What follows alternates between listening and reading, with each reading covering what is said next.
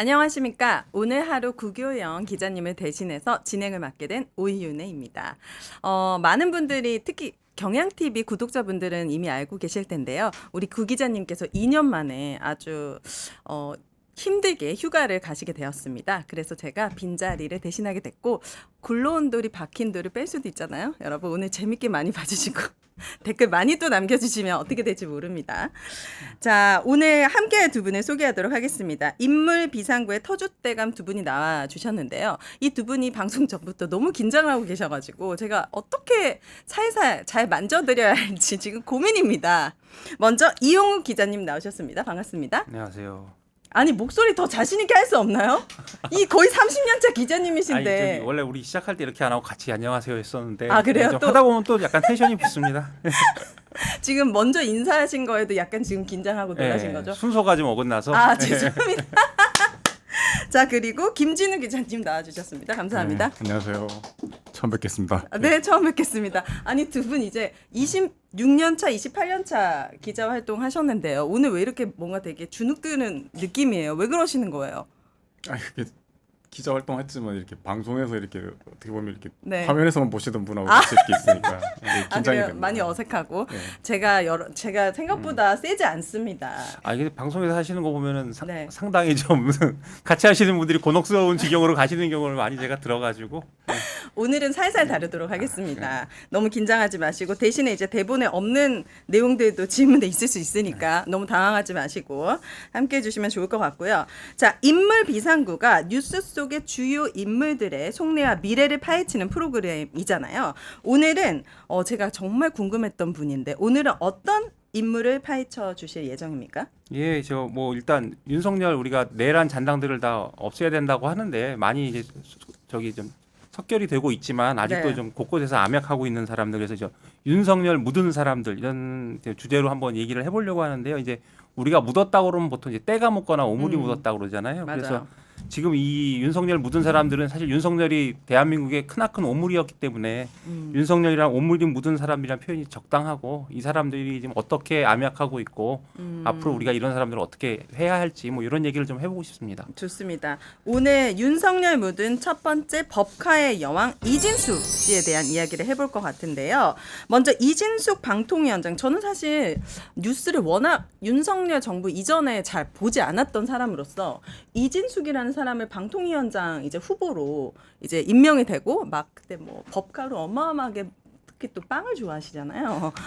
그리고 뭐 호텔 뭐 이런 데도 가시고 뭐 유흥 주점이었나 노래방이었나 막 이런 데도 아주 자유롭게 다니시면서 저에게는 너무너무 신기했던 인물 중에 한 분인데 이분이 여전히 알박기처럼 그 자리에 계시더라고요.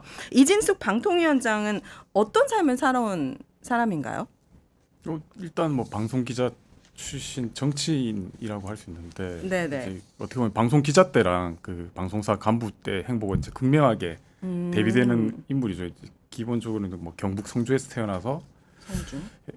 경북대 영어교육과 졸업한 뒤에 1986년에 MBC에 입사합니다. 그 공채로. 그리고 네. 이제 1990년에 걸프전 때 이제 파견이 돼가지고 이 첫 여성 종군 기자가 됐고요. 네. 2003년 이라크전에도 갔고 주로 이제 해외 특파원, 그러니까 워싱턴 특파원도 일했으니까 주로 이제 해외 보도 많이 했던 분이고 2014년에 이제 MBC 보도본부장으로 임명됐는데 그때도 이게 지상파 방송 3사에서 첫 여성 본부장. 뭐 타이틀이 많은 분이시죠. 그렇네요. 나름 되게 승승장구하면서 여성으로서 할 수 있는 활약들을 여기자로서 할 수 있는 활약들을 진짜 많이 하신 것 같은데, 그러면 이분이 기자 활동할 때는 뭐 어떤 조짐이 없었습니까? 좀 이렇게 이상한 사람이라는 조짐은. 오히려 이제 그게 원고하고는 전혀 어긋나는데 한번 답을 해보겠습니다. 근데 어쨌든 이분이 원래는 되게 좀 진보적인 분으로 알려져 있었고요. 그 종공 기자 할 때 사실 되게 좀 선망의 대상이었어요. 되게 유명했고, 예. 그래서 예전에 그 강경대 씨라고 그때 명지대생 강경대 씨 돌아가시고 뭐 아무튼 노태우 정부 때 일인데요. 그 노제를 했어요. 노제를 하는데 그 연세대학교 철길에서 노제를 하는데 그 여성 노동자 한 분이 분신을 하십니다. 근데 분신을 하시는데 그때 그 보도를 네. 당시 노태우 정부에서 어떻게 몰아가고 했냐면 이 사람이 약간 정신이 이상하고 뭐 이혼 경력이 전력이 있고 이렇게 몰아가니까 그때 이제 그 보도도 이제 그런 식으로 자꾸 이제 그 당시 시절만 해도 지침이 내려갔을 거 아니에요. 근데 그쵸. 이진숙 위원장이 당시 이진숙 기자가 이거 항의해서 뭐 네. MBC에도 항의하고 뭐 그러면서 뭐 저기 뭐 방송에 나와서도 얘기를 하고요. 그래서 그런 진보적인 분으로 알려져 있었어요. 노태우 정권 때였어요. 예, 그때가. 예. 네. 사실은 오. 내내 진보적이었다가 이제 이명박 정권 들어서면서 흑화한 것이죠. 무슨 계기가 있나요? 그게 일단 이게 정동영 지금 통일부 장관이시죠. 네. 의원이 이제 의원 시절에 했던 얘기는 원래 이진숙 A가 있고 이진숙 B가 있었는데 이진숙 A는 굉장히 진보적인 사람이고 네. 좋은 사람이었는데 이진숙 B는 권력을 탐하고 이제 뭐 아주 나쁜 사람이 됐다는 식으로 이제 이런 취지로 얘기를 합니다. 근데 그 들어보면 일단 이렇게 저는 이제 좀 제가 취재를 해보면 들어본 얘기는 이분이 이제 워싱턴 특파원을 하는데 이때가 언제냐면 최문순 사장 시절이에요. 그래서 그때까지는 보직을 받고 잘 나갔대요. 네. 그러다가 이제 한국에 들어와서 엄기영 사장 시절인데 엄기영 사장이 나중에 보수가 됐지만 그때만 해도 약간 중도적인 사람이었거든요. 근데 지금 보수예요, 이분이? 그렇죠. 아, 네. 근데 이분이 중도? 이유는 모르겠지만 들어와서 보직을 못 받고 좀 그랬던 시간들이 있었다고 제가 인터뷰 같은 데서 읽었고요. 본격적으로 흑화가 된 거는 이명박 때 이 김재철 사장은 아시죠? 네, 그 알아요. 유명한 김재철이 네. 이제 그 자기 편을 만들기 위해서 이명박하고 가까우니까 당시에 이제 이명박 쪽 핵심 라인들 뭐 영포 라인이라는 말이 있었습니다.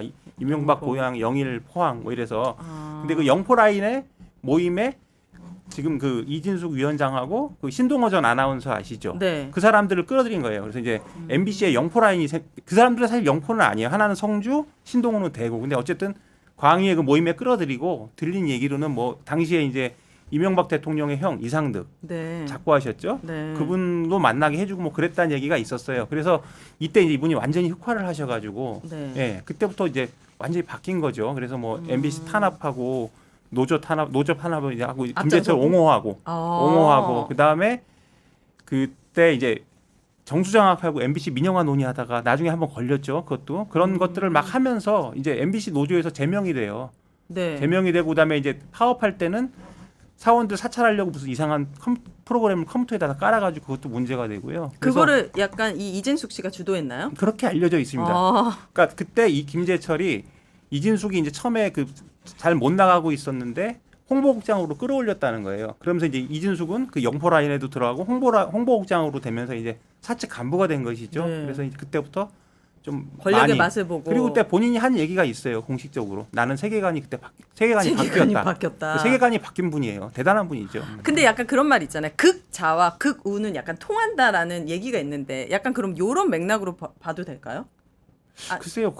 그렇게 깊은 생각을 했을지는 모르겠는데 일단 사람이 이런 거는 있을 것 같아요. 네. 내가 계속 어느 자리에서 좀 억울하다. 내가 열심히 일했는데 이거밖에 못 받았나 했는데 어느 순간 내가 너를 끌어줄게 하고 확 승진을 시켜주니까 네. 그때 바뀐 게 아닌가 이런 것들이 이제 MBC나 뭐 주변의 사람들의 얘기고요. 실제로 그 정동영 의원도 그렇고 지금 최승호 MBC 전 사장 계시잖아요. 그분도 어느 인터뷰에서 그런 얘기를 해요. 자리를 주니까 이제 바뀐 거다. 그래서 자리 때문이겠죠. 자리. 근데 사람이 바뀌어도 정도라는 게 있는 건데 이분은 약간 그냥 일반적으로 보더라도 너무 좀 심각하게 바뀌었다라고 표현하는 게 맞을까? 아니면 그 안에 있었던 어떤 그 야망과 욕망이 이제 처음에는 희생과 어떤 그런 걸로 발현이 되었다가 지금 이제 완전 다른 쪽으로 발현이 된 건지.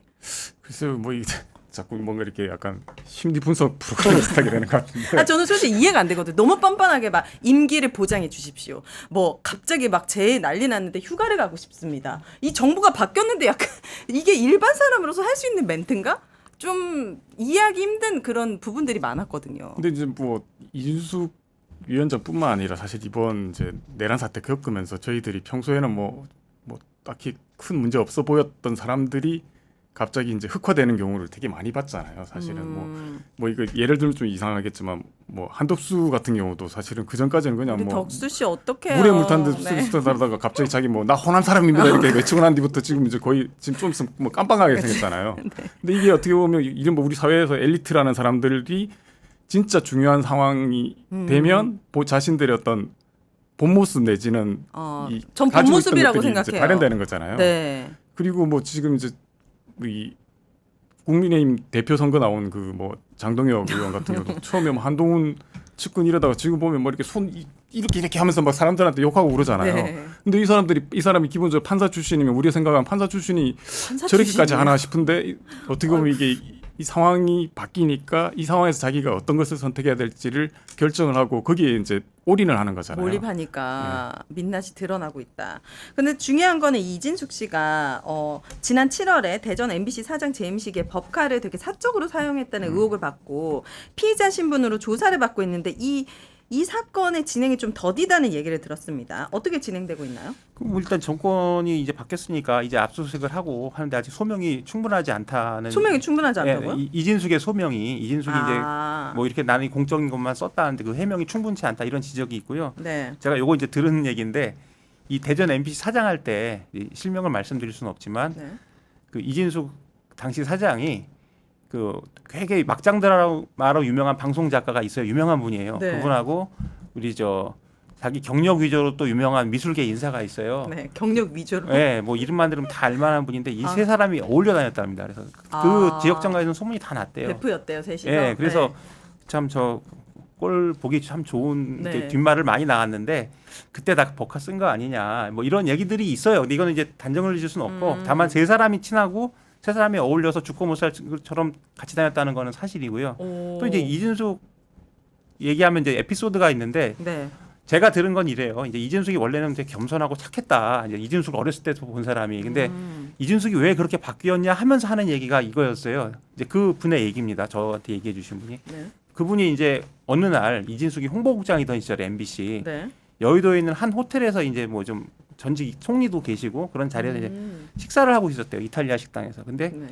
이렇게 문이 있으면 룸 같은 거 있을 거 아니에요. 식당에 레스토랑인데 룸에 가운데쯤에 뭐 이렇게 비스듬하게 유리로 비쳤었나 봐요. 근데 네. 막 밥을 먹고 있는데 갑자기 문을 훅 열고 들어와가지고 누가요? 이진숙이 네. 그냥 지나가던 거죠. 네. 저 MBC 이진숙입니다 하면서 막 악수를 청하더래 총리한테. 근데 그 총리는 이진숙이 누군지 모르는 거야. 그래서 당연히 모르겠. 근데 자기는 이제 원래 이진숙을 아는 사람이니까 너 뭐 돼? 막 이런 생각이 들었대요. 왜 제가 저렇게 됐나. 그리고 또 하나 얘기는 이진숙이 홍보국장 할 때 예전에 MBC에 놀러와라는 예능 프로그램이 있었는데 그때 세시봉 아시죠? 뭐 윤영주, 네네네네. 송창식 이 무대가 이제 놀러와라는 프로그램을 통해서 되게 히트를 쳤대요. 그때 그래서 이제 이진숙 홍보국장이 그분들 모시고 저녁에 이제 한잔 했는데 네. 그 어르신이죠 다 그분 한 분이 손을 들어가지고 이제 술 먹다가 네. 우리를 너무 혹사시키는 거 아니냐 뭐 이런 취지로 가볍게 항의를 하셨나 봐요. 네네. 너무 술을 먹이니까? 아니 그냥 아니, 그 뭐. 그 일정이 너무 이제 빡세니까. 빡세니까 네. 그래서 근데 술이 좀 들어간 다음에 이진숙 위원장이 갑자기 야 누구 막 이랬다는 거예요. 그래서 이 어르신한테 자리에서? 그래서 어르신한테? 네, 그래가지고 야, 뭐 이용욱 막 이런 식으로. 그런 식으로 했다는 거예요. 진짜요? 그래가지고 분위기가 싸해지면 이것도 그 자리에 계셨던 분이 해준 얘기예요. 그래서 분위기가 싸해지면서 이제 자리가 파했다. 그러면서 그 착했던 이진숙 위원장이 왜 저렇게 권력에 취한 모습을 보이는가 이런 얘기를 했고요. 그러면서 이제 그러다가 이제 보도본부장하고 그때 이제 박근혜 때 한 거죠. 박근혜 정부 때 세월호 뭐 축소보도 하면서 보도본부장 이제 대전 MBC 사장하면서 자기 권력에 더 세게 도취가 된 게 아닌가. 그리고 이제 그때 법카도 막 쓰지 않았을까. 이 권력의 맛이 도대체 어떻길래? 전 진짜 궁금해요. 이걸 한번 맛보면은 그 한덕수 총리 말씀하셨지만 이걸 놓지 못하고 본인이 얼마나 지금 대한민국에서 이렇게 되게 괜찮은 총리로 남을 수 있었는데 그 권력 한번 더 해보려다가 되게 지금 날아가고 있는 과정이고 이 이준숙 씨도 권력의 맛을 보니까 이 거만함이 하늘을 찔러가지고 계속 이제 오늘까지 오게 된 거군요. 거만함이라고 이제 제가 그분을 옆에서 본 거 아니라 단정짓기는 어렵지만 그분은 지금도 ING 중입니다, 사실. 더 성장하는 중이에요? 아니 자기의 정치적 목적이 있죠. 지금 일단 말씀드리려고 그랬는데 방송통신위원장을 지금 하는 이유가 내년 6월에 지방선거가 있잖아요. 그러지 말아요. 양심이 있으면 나오면 안 되죠. 무슨 지방선거까지 나와요. 대구시장에 나가려고. 그래서 본인이 이미 신청도 했었고 예전에. 그 공천 받을 수 있는 가능성도 있습니까? 뭐 지금 분위기면 완전이에요? 1순위? 팀 분위기가 약간 지금 극으로 가고 있으니까. 아, 대구 시민분들 진짜 정신 차리셔야겠네, 진짜. 그래서 그게 뭐냐면 네. 이진숙 위원장이 저는 안 물러나는 게 뭐 다른 자기 정치적 욕심이 있기 때문이에요. 지금 어쨌든 대구 민심은 좀 우리 전국 민심하고는 좀 다르잖아요. 네. 근데 자기가 지금 국무회의 나가서 이재명 대통령하고 뭐 부딪히는 모습 보이고 뭐 예를 들어서 이재명 대통령이 너 말하지 마세요 막 이러잖아요. 네. 국무회의에서 그럼 나와서 또 자기는 자기 장사를 하는 겁니다. 내가 그렇네요. 이재명하고 맞붙은 보수 여전사 뭐 이런 식으로 해서 네. 그렇게 해서 이제 자기는 그쪽에서 계속 인지도를 키우는 것이죠. 그러면 이진숙 씨의 이런 법카 유용에 대한 이런 이 조사가 이루어지고 만약에 거기로 인해서 처벌을 받게 되거나 하면은 지방선거 나갈 수 있는 자격이 박탈될 수도 있나요? 그건 재판이 저는 그쪽으로 전문가는 아니지만 재판이 상당히 오래 걸리지 그렇죠. 않을까요? 당장 선고까지 뭐가 나오지는 않을 거예요. 이게 오래 걸릴 게 뭐가 있죠? 그냥 카드 내역서서 쫙 뽑아가지고 와인이랑 유흥업소랑 골프장이랑 빵집이랑 카페가 이 일과 관계가 없으면은 처벌을 받아야죠. 어쨌든 뭐 재판이라는 게 뭐 혐의 때리고 재판 뭐 몇심 하니까 그때까지는 뭐 하지 않겠어요?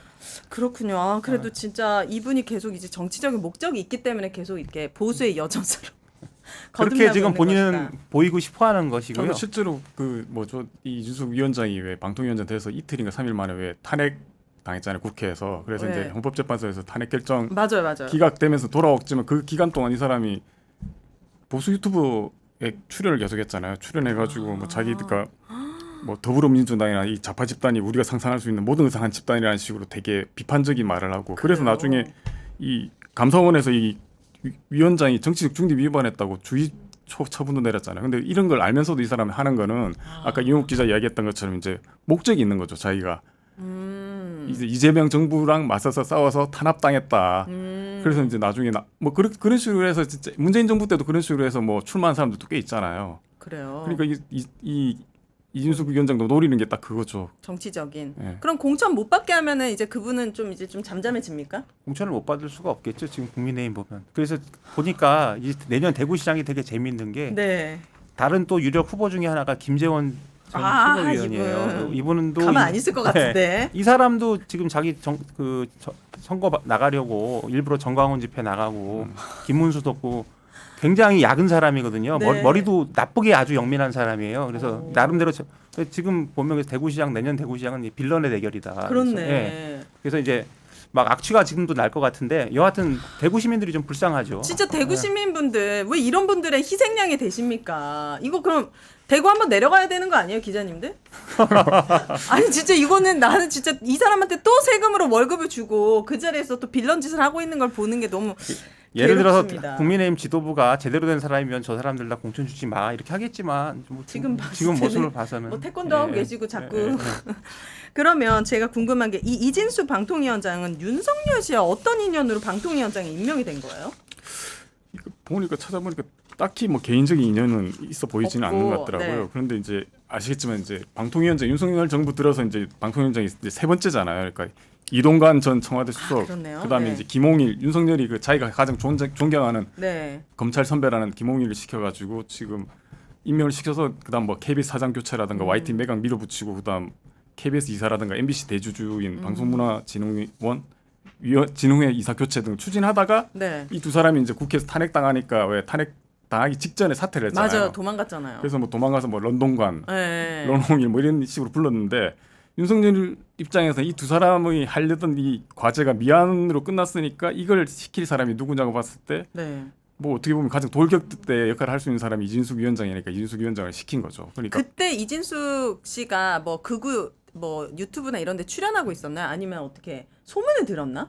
아니요 이거는 좀 그냥 원래 이진숙이라는 사람이 엄청 유명한 사람이에요. 아, 그리고 그래요. 이게 좀 추론인데 제가 아까 말씀드렸잖아요. 이진숙은 MBC 이명박 시절 MBC에서 잘 나갔던 사람이에요. 근데 네. 이제 윤석열을 처음에 세운 사람들이 다 친이계, 그러니까 그- 이명박계 그렇죠, 그렇죠. 의원들입니다. 그럼 네. 이진숙은 김재철하고 어울리면서 분명히 그때 보수 정치인들하고 연을 쌓았을 것이고 음. 그다음에 스스로 출마를 하기 위해서 계속 두들겨요. 그럼 이제 의원들하고 계속 알게 되고 워낙 유명한 사람이었어요. 그럼 그러니까 문재인 정부 때 뭐 하고 계셨어요? 이 사람은? 이진숙 이 사람은? 이 사람이 이제 대전 MBC 사장을 했고 그다음 문재인 정부 들어서서 2018년인가 이게 사직을 하죠. 뭐 사직은 아니고 이제 그만두죠. 아. 그리고 난 뒤에 2019년에 지금 이제 국민의힘 전신인 자유한국당에 공천 신청을 해요. 당시에 대구 동구갑에 공천 신청을 합니다. 그 당시에 네. 그래 됐어요? 안 됐죠. 아, 네. 그래서 경선에서 졌어요. 여성 아마 이게 이제 우대 신인 우대 이런 거 받았는데 불구하고 당시 그 유성걸 의원인가가 이제 현역 의원인데 이 사람하고 붙어가지고 지죠. 네. 그리고 난 뒤에 이제 2021년 이제 대선 때 윤석열 캠프에 당시 언론 특보 로 합류했습니다. 합류하면서 그래 합류했는데 제 기준 한 일주일 만에 해촉이 돼요. 왜요? 이 사람이 이제 그 당시 이제 언론 특보 되니까 이제 언론 단체들에서 이런 사람 왜 하냐고 해서 이제 사퇴를 난리가 요구를 하니까 그 언론 단체에 대고 언론 노조가 대한민국에 가장 해악을 끼친 존재라고 이렇게 SNS 글을 올려요. 그러니까 그렇죠. 아. 윤석열 입장에서는 가뜩이나 자기들 뭐 대선이니까 이제 중도표도 좀 끌어모아야 되는데 이거 문제될 것 같으니까 자른 거죠. 약간 너무 극우적인 사람이 왔구나 싶어가지고 그런데 잘랐군요. 더 웃긴 거는 이제 또 한 일주일 뒤에 다른 식으로 복귀를 합니다. 거기 캠프예요? 네, 캠프에 뭐 시민사회총괄본부 대변인으로 복귀를 해요. 그러니까 어떤 식으로든 인연을 계속 만들어 왔던 거죠. 그렇구나. 우리는 전혀 몰랐네요. 그 김준우 기자 아까 이동관 얘기, 네. 이동관 얘기하니까 제가 그때 이동관이 그만둘 때 네. 3개월 만인가 그만뒀죠. 근데 그때 제가 이제 알던 국민의힘 쪽 제가 좀 취재를 해서 지인들이 그랬어요. 이동관이 윤석열 망할 줄 알고 런던관 한 거다 지가 알아서. 왜냐하면 이동관이 그 방통 그 청문회 때 정말 온갖 게 다 까발려지면서 본인이 많이 좀 개인적으로 털렸죠, 많이. 털렸잖아요. 맞아요. 그걸 겪으면서도 됐단 말이에요. 네. 됐고 국회에서 저렇게 탄핵을 했는데 탄핵이라는 게 그렇게 막 인용하는 게 아닙니다. 그쵸, 맞아요. 이진숙도 기각이 됐잖아요. 맞아요. 심지어. 보수적이야. 예, 네. 그렇기 때문에 굳이 탄핵을 예상하는 것도 아닌데 3개월 만에 그리고 도망간 거. 온갖 그 수모를 다 겪으면서 천신만고 끝에 오른 방통위원장인데 어떻게 이거를 탄핵안이 제출됐다고 3개월 만에 그만두냐 그래서 아 윤석열 망할 줄 알고 이동관이 워낙 영악하고 야가 빠진 사람이니까 런던관 한 거다 네. 이렇게 말하는 분들이 제법 있었어요 국민의힘 네. 쪽에서. 그래서 지금 생각해 보면 그게 맞다. 맞을 게 아닌가. 왜냐하면 맞아요. 지금 윤석열 묻은 애들 주변에서 막 다 온갖 비리와 무슨 뭐 맞아요. 하다못해 김건희 윤석열 사건 나오면 거기 주변에 어디 하나라도 걸려 있는데 지금 이동관 이름 안 나오잖아요. 그렇네. 그때 딱 꼬리 자르면서 윤석열 김건희 묻은 거 빨리 털고 싶었구나. 조짐이 보였나 보네. 털고 싶었다기보다 어쨌든 멀리 피하는 게 이건 아니다. 그랬을 수 있다고 이제 추론들을 하셨는데 그나마 지금 좀 이성적이네 이 사람은. 야갔죠. 예. 그리고 나서는 다시 어떤 보직을 맡지 않았죠. 지금 이동관 씨. 이동관의 얘기가 들려오는 게 없잖아요. 뭐 하고 계세요, 우리 동관 씨는? 궁금하네. 좋습니다. 자, 강제로 내보낼 수는 없는 겁니까, 이 이진숙 씨? 일단 임기가 보장돼 있으니까요. 알아서 나갈 거예요. 대구시장 나가려고. 내년 대구시장 6월 6월인데 그 아마 공직 그 저기 시장에 나가려면 미리 90일 전에 사퇴를 해야 돼요. 90일 전이요? 네, 그러니까 이제 아직도 멀었잖아. 근데 이제 만약에 이 계획대로 본인이 실행을 한다면 네. 뭐 빠르면 연말 아니면 내년 초년 나가겠죠. 왜냐하면 시장에 나가려면 네. 내려가서 이제 자기 조직도 다져야 되고 준비를 해야 되기 때문에 어느 시점에는 그만두지 않을까. 다만 이제 그만둘 때까지 좀 자기가 보수 여전사 이런 이미지를 위해서 뭐 이재명 대통령하고 뭐 아니면 누구와 이제 세게 붙는 그런 모양새를 본인이 연출하고 싶을 거예요. 근데 그래서 이제 국민의 석사에서 쫓겨났잖아요. 그때 근데 너 오지 마세요 이랬잖아요. 네네네네. 그 이제- 국무회의 예, 회의에서. 그거는 이제 이진숙한테 좋은 게 아니죠. 그쵸. 가서 계속 엉겨붙어야 되는데 네. 예, 엉겨붙을 기회가 없으니까. 근데 대구 분들도 이진숙에 대해서는 호보다는 없지 않을까요? 그쪽 민심을 모르기 때문에 다만 좀 취재 좀 해보세요. 솔직히 다른 사람도 아니고 이진숙은 전 국민이 약간 어이없고 창피하고 부끄러운 장면이 많았잖아요. 좀 취재 좀 부탁드립니다. 그거를 이제 네. 약간 뭐 정치적 음모다 이런 식으로 이제 그 사람들은 헤쳐나가니까요. 그리고 이제 선거 되면 기자들이 이제 네. 내려가서 르뽀라는 걸 하잖아요. 그러면 르뽀가 뭐예요? 그러니까 내려가서 민심. 체크하는 제 거. 저도 이제 지금 그렇지만 옛날에 지방 내려가서 르뽀 많이 했거든요. 네. 그러면 정말 달라요 생각이 서울하고. 아주 그래요. 달라요. 서울 호남 다르고 영남 다르고 서울 다르고요. 뭐 다 다릅니다. 충청도도 다르고. 다를 수 있는데 이진숙까지 다르다는 건 진짜 좀 절망적이지만 언론의 역할이 그만큼 중요합니다. 경향TV가 대구 시민분들의 어떻게 그 구독과 좋아요를 좀 할 수 있도록 대구 시민분들은 좀 노력해 주시기를 부탁드립니다. 자, 이진숙에 관련해서 마무리할까 하는데 더 첨언하고 싶은 내용이 있으시면 아니, 다 말씀드린 것 같아요. 약간 영혼까지 끌어서 다 말씀해 주신 것 같은데. 영혼이 털린 것 같은데. 아니 지금 인물 한 명 끝났는데 벌써 영혼이 털리시면 이거 어떡합니까? 예상하고 너무 나가니까 이제 아니요, 사실 이 지금- 원고가 필요가 없어 지금. 지금까지 두 분 너무 잘하고 있습니다. 칭찬해 드립니다. 자, 두 번째 특검의 다음 타겟 감사원 두 번째 인물은 윤석열 묻은 최재해, 유병호에 대해서 이야기해 볼까 합니다.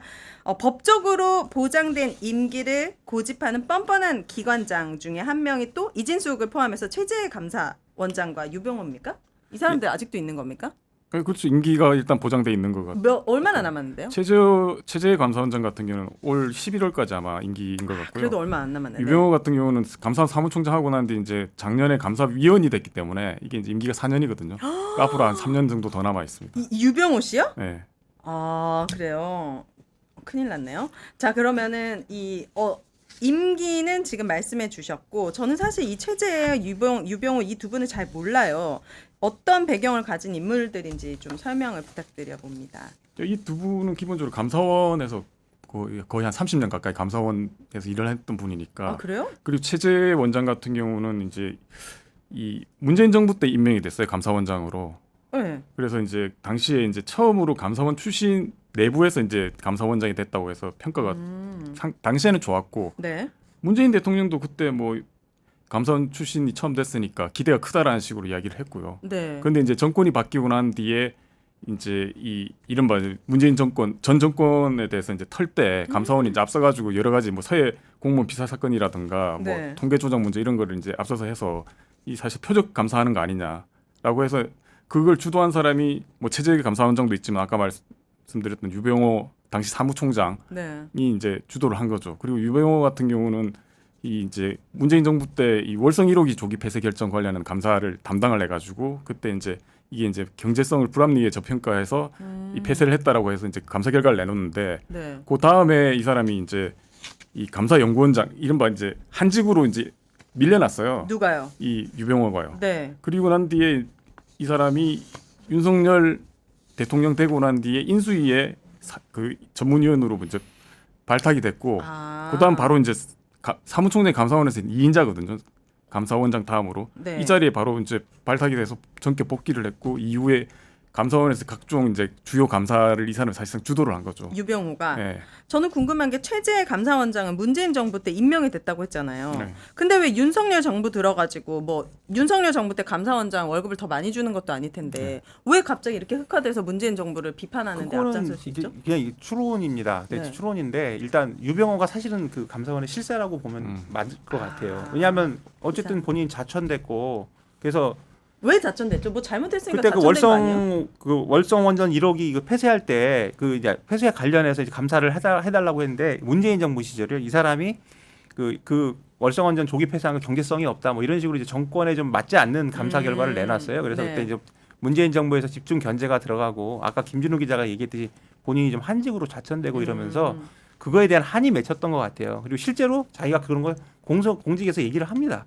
그런 얘기를 하고요. 그래서 네. 이제 그랬던 것 같고 그래서 이제 윤석열 정부에서도 오히려 그런 걸 이제 활용했겠죠. 윤석열 정부의 그렇죠. 누군가가. 그래서 이제 전문위원으로 끌어들이고 이제 감사원을 막 거의 뭐 이제 본인이 이제 뭐라 그러나 그 어쨌든 실세? 그 실세가 되고 오히려 이제 무게를 여기다 실어준 거죠. 유병호한테. 그리고 유병호한테. 최재라는 사람은 원래 네. 이거는 추론입니다만 최재는 그냥 자기 책을 유지하고 싶었던 것 같아요. 그래서 유병호가 막 나가는데 이거 제지를 하지 않고 그냥 지켜보고 그게 더 나쁜 거 아니에요? 공범이 된 거죠. 나쁜 것이죠. 더 나쁜 거죠. 되게 무책임하게 공범이 된 거죠. 그래서 네. 유병호나 최재나 되게 나쁘게 이제 유병호가 제일 그 어떤 돌격 대장이고 행동 대장이고 좀 더 나쁜 사람으로 보이지만 최재도 그 못지않은 책임이 있다. 이게 이제 일반적인 시각입니다. 그렇군요. 이 사람들은 어떤 그 수사기관이나 이런데 고발이나 고소되거나 뭐 조사받는 그런 건 없습니까? 지금 그 표적 감사 문제 때문에 기본적으로 표적감사. 네. 그 수사받고 있어요? 공수처에서 시민단체 고발됐고 유병호도 이제 고발돼서 이제 수사를 받고 있는 상황이고 그 지금 이제 그게 이제 특검 쪽으로 넘어갔잖아요. 아 그래요. 그게 이제 그 관저 공사 관련해 가지고 그 특검 쪽에 넘어가서 이제 그거들이 아마 특검이 이제 지금 이제 관저 이 의혹 관련해 가지고 지금 조사를 하기 시작했는데 그게 네. 끝나고 나면 아마 이제 그 당시 감사원이 관저 감사를 하면서 약간 덮어준 거 아니냐는 의혹이 있거든요. 그렇군요. 그 부분들도 이제 아마 수사를 하게 되겠죠. 이게 구체적인 증언이 있는데 네. 이제 관저 의혹 감사할 때 그 당시 이제 21g인가 그게 되게 유명한 업체였잖아요. 네, 영혼의 그래서, 무게. 예. 네. 그래가지고 그건 영화인데. 죄송합니다. 예, 네. 맞아요. 맞잖아요. 그거. 21개 영혼의 무게. 네. 쇼펜 나오는 영화. 예, 근데 그 저기 유병호가 당시 이제 사무총장인데 감사원 실무진에서 이 감사관들이 그 21g 그 회사 사람들 보고 네. 출석해라 감사원에 이런 요구서를 공문을 보냈다고 합니다. 근데 유병호가 출석하라고 하지 말고 그냥 질문서만 보내라. 덮겠다는 의도죠. 그래서 그런 식으로 지시를 해서 그 감사 보고서가 나중에 어떻게 나오냐면 그냥 그런 게 빠진 거예요. 직접 조사가 빠졌다. 그러니까 그때 그 문제를 문제 삼은 사람이 누구냐면 지금 그 내란 특검을 지휘하고 계시는 조은석 특검이 아 그래요? 당시 이제 그 윤석열 감사원에서 유일하게 감사위원으로 반대 목소리를 내셨어요. 감사위원이었죠, 맞아요. 예, 그래서 이게 말이 되느냐 막 따졌다는 거예요. 그리고 또 이제 그때 감사 보고서를 보면 뭐 이 약간 얘 업체들 자격증도 없고 뭐 문제다 맞아요. 막 이러는데 정작 그럼 얘들을 누가 추천했어 하는 게 감사 보고서에 빠져 있습니다. 맞아요. 누가 추천했는데 네. 계속 물어보잖아요. 그런 거가 빠져 있는 거 부실 보고서죠. 그러니까 이제 이런 것들 때문에 특검이 수사를 하고 있는 거고요. 네. 최근에 그 압수수색이 들어갔는데 그 감사했으니까 그 감사 기록들이 남아 있을 거 아니에요. 그쵸. 그래서 그 압수수색을 하면서 그 감사 기록을 보면 조만간 뭐가 드러나지 않을까. 이제 그러면 이 사람들의 죄가 증명이 되면 뭘로 처벌할 수 있는 거예요? 직권남용으로 직권남용. 아마 고발돼 있는 걸로 알고 있는데 지금. 아. 직무유기 뭐 직무유기. 뭐 직권남용 이렇게 돼서 하는데 네. 그 임기를 이렇게 이제 만약에 기소가 되면 이 사람들이 감사원법 따라서 이 직무가 정리가 된대요. 네. 그래서 일단 그래야죠. 예, 당연히. 그래서 뭐 최재야 이제 4개월 남았으니까 아니 4개월 11월까지니까 4개월 그렇죠. 3개월. 3개월 남았으니까 네, 뭐 3개월. 무슨 의미가 있겠습니까만 유병호는 이제 직무가 정리되면 네. 그리고 이제 그 뒤에 이제 유병호와 관련된 것들이 나오면 점점 이제 본인도 본인의 갈 길을 따라가야겠죠. 뭐 이제 그러겠네요. 누구 따라서 갈 수도 있고요. 네. 이제 그건 좀 수사 결과를 봐야 됩니다. 네. 자, 보니까 유병호 감사위원장은 공감 노트로 불리는 문건 때문에 문제가 된 적이 있다고 하는데 이게 뭐예요? 공감 노트가 뭐예요? 이게 이제 2023년 국정감사 때 김의겸 당시 이제 민주당 의원이 공개를 했던 건데 네. 이게 아마 유병호 당시 사무총장이 직접 이제 직원용 훈련용 실전 매뉴얼이라고 해가지고 만든 건데 일명 공감 노트라고 붙인 모양입니다. 네. 그래서 당시에 뭐 공감 노트 내용들이 소개됐던 게 좀 뭐예요? 뭐 저도 이거 보면서 이거 뭔가 싶은데 공감을 잘하자는 건가? 타인의 그러니까 어떤 식으로 이제 쉽게 말해서 감사를 해야 되는지에 대해서 이제 매뉴얼을 만든 거죠. 네. 그리고 보면 뭐 최후의 무공초식인 환영 마검, 폭풍 참마검, 지금 효도 마검. 한글인 거죠. 지금 마검. 제가 검은 읽으면서 이게 흰 뭔지 펜슬. 모르겠는데 단천 마검의 사용법을 아. 이야기했는데 이게 다 뭔지 모르고 그리고 약간 무협지처럼 만들었다는 얘기가 이런 것 때문에 네 나오는 맞습니다. 거예요? 그리고 당시 감사관들한테 강조했던 내용 중에 뭐였냐면 무슨 신용문객장 주방장처럼 감사를 하시죠. 아, 뭐, 다다다다다 뭐 이런 거를 했다 왜 이렇게 그러는데 정상적인 사람은 왜 잘 없는 근데 거지? 영화 보시면 신용문객장 영화가 있어요. 서극 감독 영화가 있는데 네. 그 영화에 보면 보신 분들은 아마 알 건데 그때 이제 이 영화 내 안에서 이제 이 사람 인육으로 만두 만들던 주방장이 있거든요. 네. 그 주방장이 이제 당시 그 지금 유명한 그 견자단이 거기서 이제 절대 고수 약간 악역. 악역으로 나오는데 그 절대 고수 견자단하고 붙어가지고 네. 이 살을 진짜 다다다다 쳐가지고 마지막에. 발라가지고 뼈만 남기는 그 장면이 있어요. 그게 되게 근데 반전 장면으로 유명한데 이게 그 아마 영화는 꽤 유명한 거예요. 네네. 임청아 씨 이거 영화 쪽에서 명예훼손으로 지금 이 사람 고발해야 돼요. 근데요. 그 말은 이제 뭐 아마 감사를 할 때 그런 식으로 살을 발라가지고 다다다다 다 일일이 쪼개서 제대로 해라 이런 의미가 아닌가라는 아. 생각이 들고 근데 공감노트 관련해서는 뭐 여러 지금 보면 이제 황당한 내용들이 많이 있는데 그때 네. 보면 뭐 언론하고 관련해서도 무슨 말이 있냐면 네. 협조하는 우호적인 기자한테는 따뜻하고 우아하게 응대하라라는 이야기가 있어요.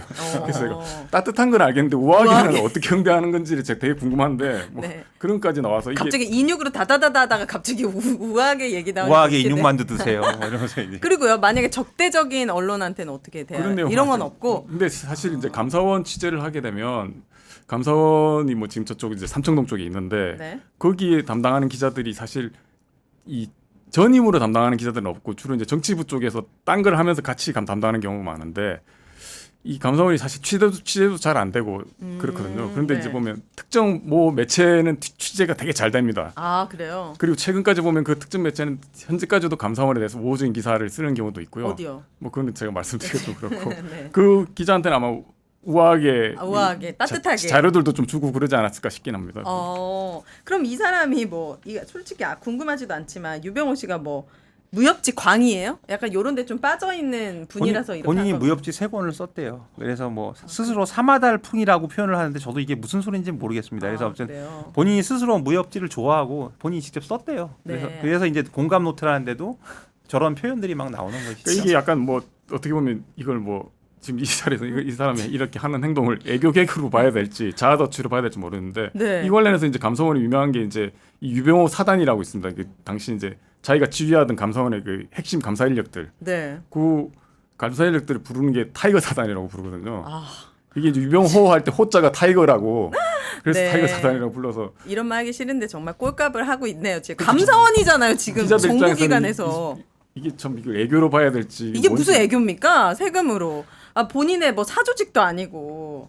근데 이 사람 앞으로 무협지 글 쓸 시간이 많아질 거라고 저는 예측합니다. 네. 요즘 독방에서 하실 네. 수도 있고 글쓰기 아니면 너무 좋잖아요. 이거는 좀 뭐 그런데 아무튼 직을 잃으시면 시간이 많을 테니까요. 근데 유병호 씨 보면 생각나는 게 이때 전 외모를 보고 처음에 많이 좀 위협적이라고 느꼈어요. 왜요? 머리 고추 세우고 아. 목이 되게 두꺼워요. 운동을 맷집이 좀 있어 보이고. 예, 운동을 되게 실제로 종합격투기를 7년간 코치 배워서 배웠다고 하고요. 네. 뭐 검도도 하고. 그래서 뭐 겁나세요? 취재를 그래서 일부러 안 하시는 거 아니죠? 네? 아이 뭐 가서 맞으란 얘기로 들리네. 팬이 더 강합니다. 칼보다. 네. 아시겠죠? 본인이 그런 그 배경을 가진 사람이라 좀 더 이게 좀 강하게 보이려고 뭐 그런 모습 보인 게 아닌가 그런 생각도 들고 네. 윤석열하고도 좀 연관이 되는 것 같아요. 윤석열도 자기가 보스인 양 그리고 막 강하게 네. 지금 모습은 진짜 그런 쫄보가 없죠. 그쵸. 근데 이분이 만약 그런 처지가 되면 어떻게 될까 뭐 이런 건 좀 궁금하더라고요. 그렇네요. 실제로 이제 기자들 평가를 보면 아까 그 이용 기자 잠깐 말했지만 이제 감사원은 기본적으로 유병호가 꽉 잡고 있다, 유병호가 실세다라고 이야기를 하고 네.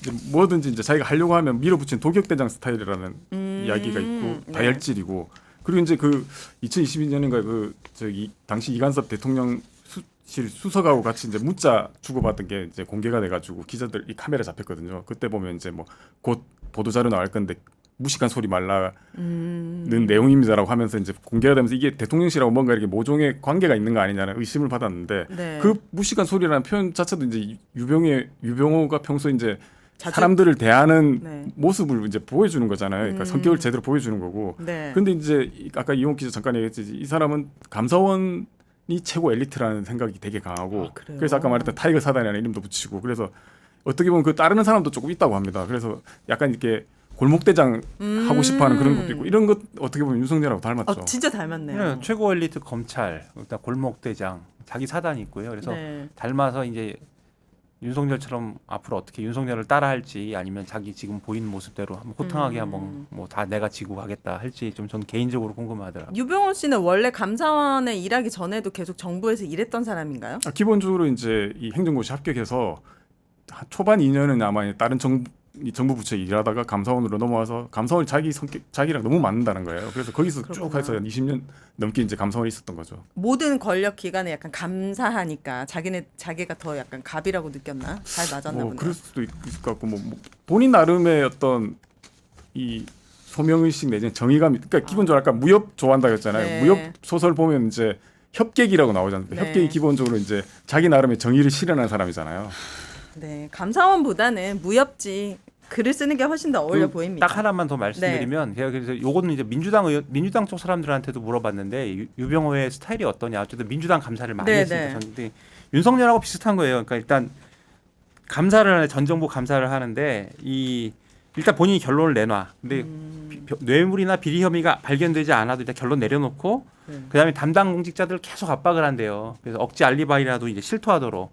이게 이제 야당 지금 여당의 주장이긴 합니다만 그렇습니다. 근데 윤석열도 좀 그렇다고 맞아요. 했잖아요. 그래서 네. 윤석열이 나중에 보면 그 죄 때린 사람 중에 무죄가 그렇게 많이 나온다고 하잖아요. 뭐 비슷하네, 유병호가 진짜. 그렇게 하고 단정 지을 수는 없지만 약간 네. 그 피의자를 피감기관이죠. 압박하고 뭐 이제 억지로 뭐 이렇게 짜여진 결론을 이렇게 끌어내는 그런 식의 감사를 했다. 네. 이런 그 지적들은 지금 여당에서 나오는 얘기입니다. 그렇군요. 저는 취재 기자분들의 인물평도 궁금한데 이 최재 감사원장이나 유병호 감사위원을 만나본 기자들은 어떻게 평가하나요? 직접 대면했을 때 아까 잠깐 말했지만 뭐 그 유병호는 기본적으로 돌격대한 스타일이고 돌격대.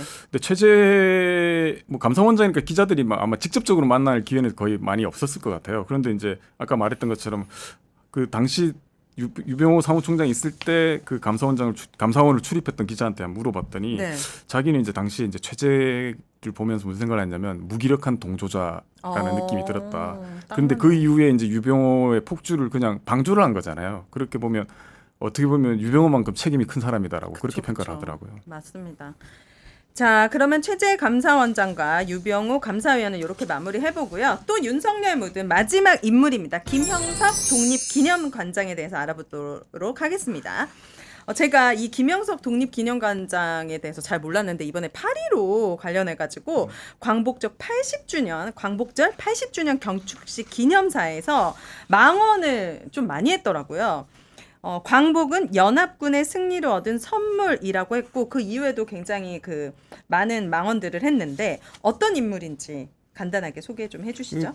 대체적으로 이제 저도 뭐 이 사람 뭐 하는 사람이하고 좀 찾아보고 이력들을 봤는데 일단 그 역사학자예요 기본적으로. 그래서 이제 대학에서 건국대학에서 역사학자. 사학과를 졸업하고 그다음에 잠시 고등학교 교사를 했고요. 단국대학교에서 사학 석사, 그다음에 경희대에서 역사학 박사학위를 받았습니다. 그리고 총신대학교에서 역사교육과 교수를 했고요. 네. 그다음에 이제 대북 관련 사업에 좀 투신을 해서 예전에 그 우리민족 서로돕기 운동이라고 있었는데 이제 대북 뭐 인도적 지원하는 단체입니다.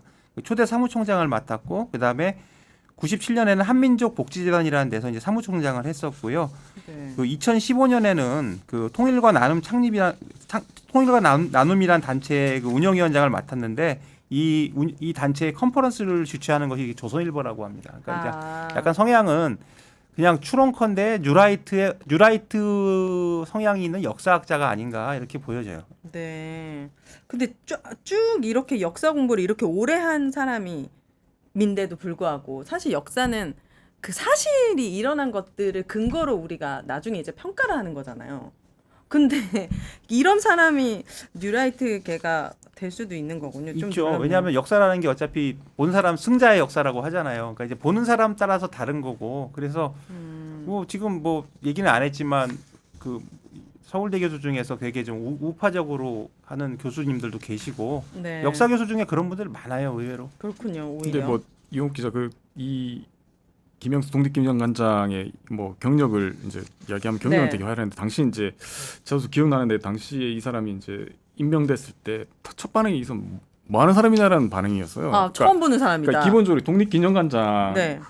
지금까지 누가 됐는지를 좀 보면 초대 독립기념관장이 이 안중근 의사 오촌 조카고 한국 광복군 몸담았던 안춘생 선생이거든요. 네네. 그리고 이제 그 이후에도 독립운동가 후손이라든가 그렇구나. 기본적으로 저명한 독립운동사 연구자들이 독립운동 기념관장을 했어요. 네. 그런데 이 사람은 그 독립운동사를 연구한 사람도 아니고 물론 이제 역사 연구를 했다지만 주로 이 이후에 이 사람 보면 이제 뭐 안익태 기념재단 연구위원장 하는데 안익태라는 게 약간 친일 논란이 있는 사람이거든요. 이런 쪽을 연구를 했던 사람이기 때문에 이 사람이 과연 이 독립기념관장에 어울리느냐. 그래서 네. 이제 당시 이제 광복회 같은 데서도 이런 사람들 뭐 뉴라이트 인사를 독립기념관장에 앉힌다고 이렇게 반발이 심했고 네. 뭐 야당 쪽에서도 식민지배 미아 인사를 앉히려고 한다 해서 반발이 심했던 거죠. 네.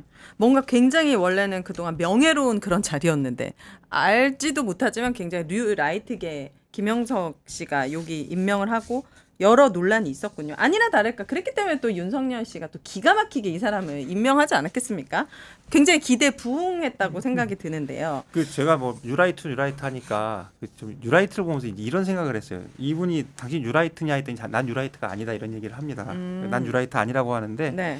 뉴라이트라고 지목된 사람들은 다 자기가 뉴라이트가 아니라고 그래요. 김태호도 자기가 뉴라이트 아니라고 하거든요. 그래요? 그래서 여기서 좀 우스갯소리로 뉴라이트가 무슨 홍길동이냐 아버지를 그러니까. 아버지로 부르지 못하게 네. 그런 자기네들도 생각이 아는 거죠. 들었습니다. 부끄럽고 이상한 거라는 거는.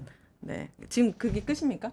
뭐 좀 뉴라이트가 그래서 아니다. 그 뉴라이트가 아닌데 왜 뉴라이트는 나한테 왜 이러냐. 홍길동이다 뭐 이런 생각을 했고요. 그래서 네. 뉴라이트라고 안 하면 뭐라고 부를까 이런 생각을 해봤는데 막 조어를 고민해봤는데 떠오르지가 않는 거예요. 뉴라이트 하면 그럼 너는 올드라이트냐 하면 너무 좀 뻔한 얘기 같고 네. 쉰내 나니까 쉰라이트 뭐 이런 식으로 한번 생각을 해봤습니다.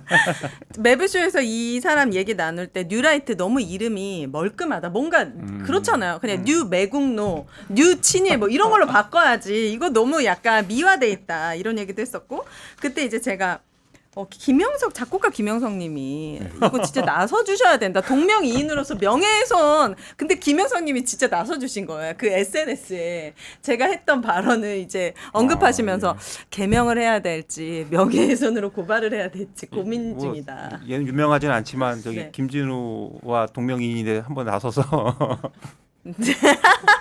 왜 이렇게 재미없는 얘기를 진지하게 하시는 거죠? 괜찮습니다.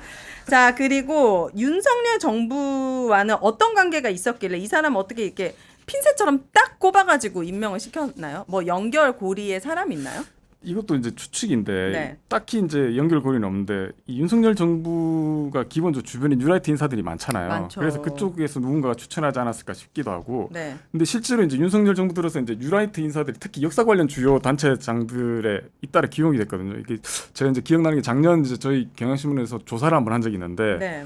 이 윤석열 정부 역사나 역사 교육 관련 기관 8개 기관하고 위원회에서 최소 25개 자리가 뉴라이트나 극우 성향으로 평가되는 사람들이 차지한 것으로 이제 조사가 됐고요. 네. 예, 근데 뭐 이게 3대 역사 기관이 한국학중앙연구원하고 국사편찬위, 그다음에 동북 역사재단이라고 하는데 여기 이제 이 김남견 원장, 허동현 국사편찬위원장, 박지양 동북아 역사재단 이사장이 이 모두 뉴라이트 성향으로 평가되고 네. 이제 지금은 이제 바뀌긴 했지만 뭐 지금도 마찬가지지만 진실화해위원장이 김광동, 그다음에 교육위원장 이배용도 이제 뉴라이트 인사로 활동한 이력이 있고요. 진짜 많네요.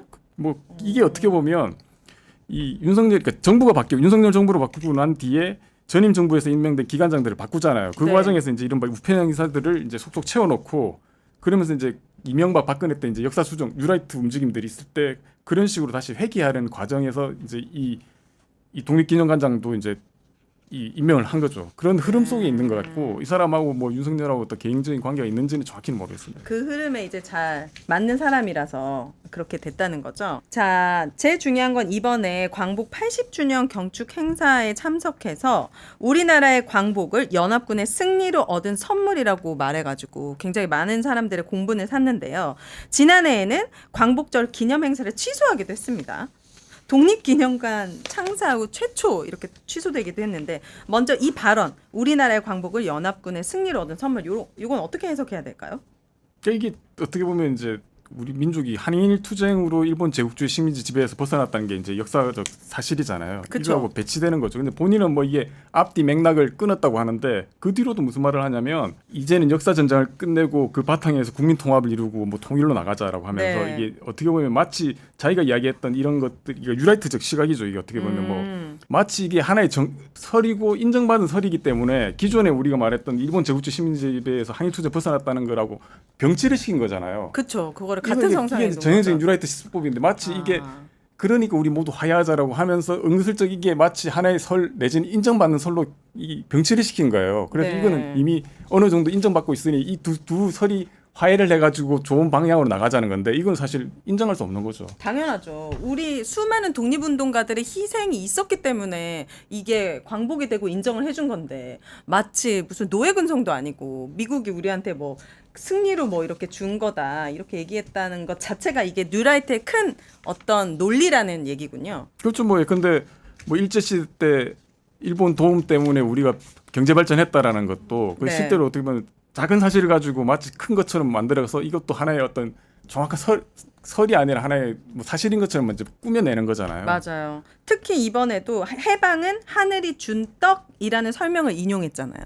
그러니까 뭔가 하늘에서 뚝 떨어진 해방이 하늘에서 뚝 떨어진 떡 같은 거다. 근데 이것도 이 말 하신 분이 함석헌 선생님인데 그쵸, 이거 잘못 이 말을 왜곡한 갖다 거죠. 완전히 오용을 해가지고 지 멋대로 이제 쓴 거죠. 이런 부분들이 근데 뉴라이트의 특징이 좀 보니까 굉장히 과격한 단어를 써서 사람들을 설득하는 게 아니라 보니까 모든 역사가 되게 다양한 해석이 필요하다. 우리는 뭔가 되게 열려 있어야 되고 분열의 어떤 도구로 사용하면 안 된다라고 하면서 교묘하게 들어오는 거예요. 왜냐하면 자기들 주장이 분열을 부를 수 있고 다 좀 우리 기본적으로 받아들일 수 없는 것들이잖아요. 그럼 그쵸. 자기 주장을 교묘하게 스며들게 하기 위해서는 우리 이런 의견도 있는데 이런 의견도 받아줘야 되고 이런 게 다양성이야 이러면서 이제 우리가 님들을 배척하는 게 아니고 김진우 기자 얘기했듯이 우리 같이 놓고 생각을 해봅시다 이런 식으로 해서 지금 돌아가는 것이죠. 원래대로 그냥 우리 의견대로 이걸 따라와 그러면 사람들이 얼마나 따르겠어요. 이제 그러니까요. 스멀스멀 스며들고 그런 식으로 해가지고 이제 자기들 얘기를 갖다가 좀 퍼뜨리려고 하는 그런 것들이 아닌가 이제 이렇게 네. 생각은 되지만 현명한 국민들이 알아서 잘 걸러주시기를 바랄 뿐이죠. 아니 근데 빼줬으면 좋겠어요. 그러니까 이런 사람이 대한민국에 존재하는 건 괜찮은데 독립기념관장에 앉아 있는 건 매우 부적절해 보입니다. 이 사람은 어떻게 해임이나 파면이 가능합니까? 이분도 이제 임기가 뭐 언제까지요? 보장돼 있죠. 2027년 8월. 아니 보통 정부가 바뀌면은 인사가 많이 난다면서요. 알아서 다 그만두는 거 아니에요? 왜 이런 사람들은 안 그만둬요? 알아서 그만 안 두니까 그렇게 말씀도 하시겠죠. 그래서 이제 어떻게 민주당에서 해야 돼요? 하는 게 네. 임기가 27년 8월에 이제 끝나는데 아직도 멀었네요. 자진 사퇴가 아니면 그만두게 할 방법은 없대요. 그래서 이제 민주당이 지금 뭘 하고 있냐면 네. 공공기관장하고 이제 대통령 임기를 이렇게 맞추는 거예요. 일치시키는 거. 그래서 이제 그걸 패스트트랙에 태워서 빨리 처리를 하려고 한다는 움직임이 있다는 보도를 봤습니다. 그리고 실제로 그렇고요. 그러면 윤석열이 그만두면 너도 같이 그만둬 이런 건데 그래서 지금 이제 이미 법이 이제 이미 윤석열은 끝났잖아요. 그래서 윤석열 때 임명된 사람들을 그만두기 위해서 뭐 소급 적용시키는 부칙을 넣으려고 한대요. 그래서 만약 소급 적용. 이게 통과가 되면 뭐 또 어떻게 될지 알 수 없죠. 근데 다만 이제 이게 조금 민주당 입장에서는 이제 깝깝한 부분들이 뭐냐면 네. 이게 이 법을 통과시키려면 시간이 좀 걸리잖아요. 그래서 그쵸. 아까 패스트트랙이 올리지만 패스트트랙도 최대 330일인가 걸리거든요. 상임위를 거치고 법사위를 거치기 때문에 왜 이렇게 오래 걸려요? 그게 뭐 절차들이 있습니다. 아. 그래서 아무리 빨리 한다고 하더라도 이 사람이 올해 안에 만약에 지금 당장 법이 통과되더라도 쉽지 않은 거잖아요. 법 네. 자체가. 그리고 이제 아까 그 이용 기자 소급 적용 이야기도 했지만 이 소급 적용 문제도 되게 이제 약간 논란이 있어요. 네. 그 이미 벌어진 일을 가지고 소급 적용하는 게 과연 이게 법적으로 맞는 거냐는 거고 또 하나는 이제 특정인을 겨냥해서 법을 만드는 것도 문제가 있는 거 아니냐는 그런 논란들이 있기 때문에 민주당 입장에서는 사실 이런 이야기를 계속 해가지고 너 좀 알아서. 물러나라. 그러니까 압박용이죠 어떻게 보면. 그렇네요. 이런 김영석 독립기념관장 그러니까 독립기념관장으로서 굉장히 부적절한 활동이나 발언을 하면 사실 그게 해임 사유가 될 수도 있지 않습니까? 그러니까 그게 이제 어떻게 보면 이게 그런 것들을 가지고 이제 해임 사유를 만들 수가 있는데 네. 이게 이제 잘못하면 무리하게 이렇게 감사를 한다든가 해가지고 파면을 하면 되치기 당할 가능성이 있는 거죠. 이게 어떻게 보면 직권남용으로. 그게 이제 그전 문재인 정부 때도 비슷한 것들이 한 번 있었잖아요. 그래요? 이렇게 부적절한데 되치기를 당할 여지가 나중에 있다는 거예요? 소송 걸 수 있는 거죠. 나 억울하게 당했다. 아니 예를 들어서 이게 발언이 이상한 놈이고 과연 네가 독립기념관장에 맞는 사람이냐 이제 사실은 우리가 이렇게 보는 거잖아요. 근데 네. 날리고 뭘 하려면 뭐 실정법을 어겼다든가 뭔가 이런 뭐 아니 뭐 하다못해 버카라도 뭐 무리하게 썼던가 이런 게 있어야 되는데 네. 그런 거 이제 발견하려고 할 수도 있겠지요. 근데 아직 그런 거보다는 이 사람이 했던 온갖 부적절한 발언들만 있는 거 아닙니까? 아직 드러난 거는 그러니까 그런만 가지고 네가 알아서 도의적으로 물러나 말고 너 이런 발언을 했기 때문에 너는 하면 안 돼 하고 자를 수는 없다고. 이거는 뭐 합리적인 추측이지만 이런 분이 과연 독립기념관장이 활동을 하면서 과연 부적절한 행동이 없었을지는 많은 분들의 이제 제보가 저는 기대를 하고 그리고 있습니다. 아마 정권 차원에서도 이제 뭐 어떤 식으로든 뭐 조치를 하려고 할 거예요. 네. 그리고 많은 단체들에서도 어제 뉴스 보니까 나서가지고 김영석 독립기념관장 해임해야 된다 이렇게 또 뭐 시위가 그래서 이제 그런 일어나고 단체들에서 있더라고요. 뭐 네. 이렇게 해서 뭐 좀 사안이 잡히면 고발을 한다든가 검찰에 네. 뭐 이런 식으로 얘기해서 좀 이렇게 물러날 수밖에 없는 환경을 만들려고 지금 여권에서 노력을 하지 않을까 이렇게 생각을 해봅니다. 네, 정말 간절히 바라봅니다. 다른 것 자리도 아니고. 자, 오늘은 이렇게 윤석열 묻은 인물들에 대해서 알아봤는데요. 윤석열 정부에서 임명되어서 국정 운영 등을 주도해온 친윤 인사들이 하루빨리 청산되기를 바라면서 인물 비상구의 시그니처죠. 한 줄 논평 들으면서 마무리해보도록 하겠습니다. 먼저 우리 이 기자님. 예, 그 이재명 정부가 들어섰는데도 지금 목숨 부지에 연연하면서 이제 윤석열 묻은 사람들이 있는데 이 신체로 보면 이제 발톱에 묻은 때 같은 사람들입니다. 그래서 발냄새 나잖아요. 그래서 발톱 끝처럼 이렇게 암약하는 사람들을 씻어내야 내란이 완전히 종식된다. 이렇게 말하고 싶습니다. 발톱을 자르면 되겠네요. 아니 뽑던지 자르는 걸로 깊게 깨끗하게 자르는 것으로 하고요. 네, 우리 김 기자님.